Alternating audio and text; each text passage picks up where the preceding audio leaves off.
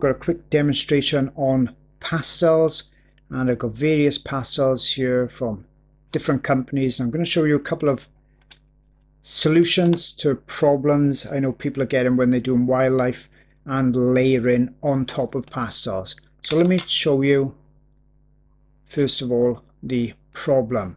So if I take this one, this is a soft pastel.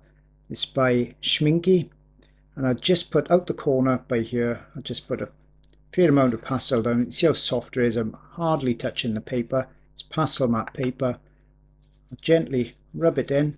It's got a slightly gritty feel to it. Let's use a pit pastel pencil. I know lots of you are familiar with that make.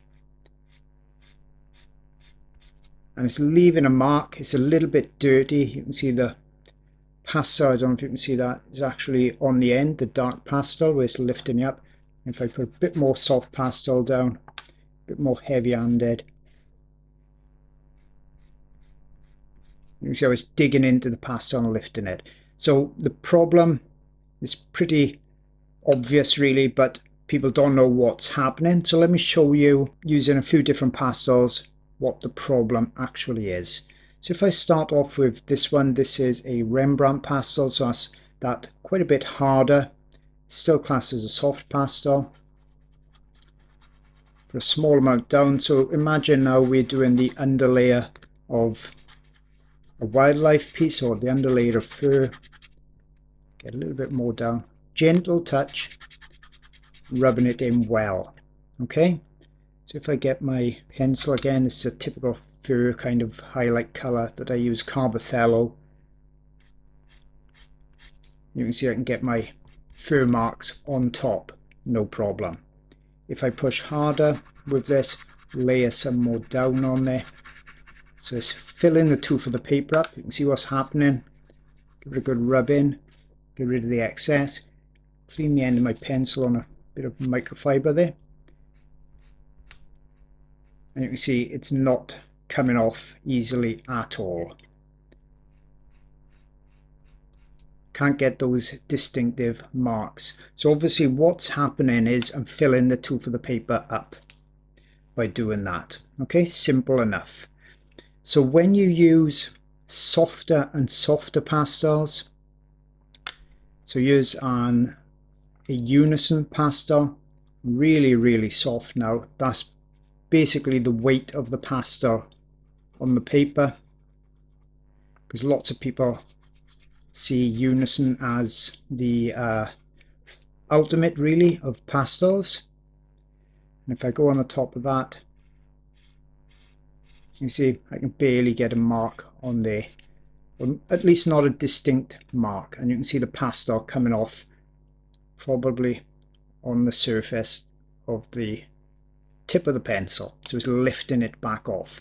So that's the problem people are getting. The softer the pastel, so unison, Sennelier, and kind of Sennelier, that's fairly soft. It's not as soft as these, but that's fairly soft. If you're heavy-handed with those, your pastel marks are not going to show up easily. Harder pastels like Rembrandt, Conte stick. This is a Faber Castell, and Cretacolor. It's not as easy to actually fill the tooth of the paper up with those, and I'll show you a quick demonstration of that. So if I use a Conte stick for instance, different color, but you can hear the difference straight away. I've deposited quite a bit there. Clean my fingers off. I'll rub it in. I can feel it a bit gritty as well. Then I come back with my pencil. And you can see I made nice, quite crisp marks. If I put even more down, really get it into the surface, you can see how much is there. Really fill that up. Pushed it in. Blow it away. Shouldn't be blowing your pastels, but it's just a quick demo. You can see I can still make the marks on there, even though it's starting to dig into the pastel a bit more.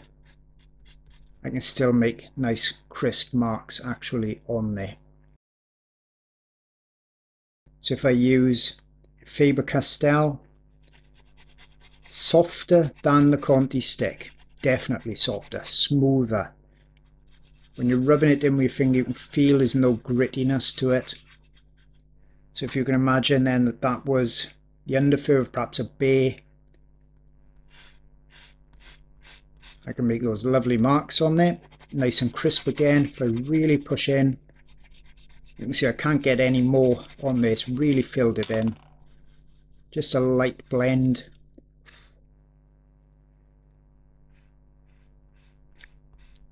I can still make the marks on top. Sennelier is kind of in between the two. Okay, so the lessons learned: if you're doing something that needs a lot of layering and you're using soft pastels, let's use one of the ultimate, the unison. If you're going to layer on top, very lightly layer the colour down, very lightly. If you don't put too much down, it'll blend nicely anyway. So you can see I got a nice blend there. And we should be able to layer pencil on top. So that's even the softest pastel. If you go heavy-handed, you're not going to be able to layer a pencil on top. So if you're doing something that needs layers, you may want to go on the side of caution, use a Rembrandt or even pencil. If you put a dark pencil down on there, haven't got one at the moment, but if you put a darkish pencil down on there and you blended that in, it doesn't fill the tooth of the paper up that much, so you should be able to get your nice light marks on top. And that's why you see some artists, they use just pencils. Only problem with pencils, if you're doing a large area, for instance, say that was a section of a bay and you're using a pencil, you can imagine how much pastel we've got in that whole pencil. Not a great deal when you compare that to the amount of pastel in a pastel stick such as this, or the Rembrandt for instance, or even like that. You can imagine how much more pastel we've got in these, so it's a much cheaper way of doing that. PanPastel's very interesting. They're a soft pastel, super soft pastel. Lots and lots of people love these now. So if I've just got a bit of a thin layer there, Carbothello, no problem making those marks. If I lay it on much heavier, till I can't get any more on there,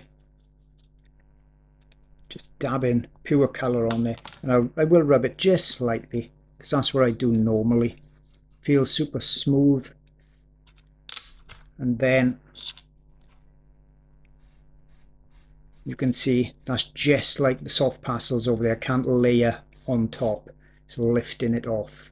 So you need a fine layer of that if it's going to be the underlayer, and that's what I'm talking about here, the underlayers. Okay, so let's say for instance now you've done a subject and you have got a lot of super soft pastel down on there.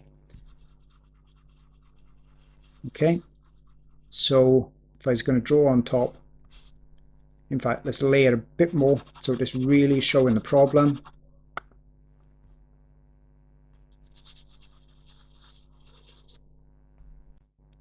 So there's lots of pastel on there now. Struggling to get that pencil to make a mark. It's taking that pastel onto the pencil. So now what is your solutions? So I could use a softer pastel. So Caran d'Ache would be something like that. Soft pastel, pencil. Got more chance of making a mark on there, but you can still see through. Another alternative then would be to start using pastel sticks. And you can start making marks there. Not perfect. What you really need to go over soft pastel would be another soft pastel. As you can see, I can make the marks, no problem there, and they're showing up. Trouble with super soft pastels, you're not going to get detail actually in there. You can make a bit of a sharp edge to them, So there's one that was soft. You see I can make quite fine marks, but once you fill that tooth of the paper up too much, that's when you're going to struggle with any amount of detail whatsoever.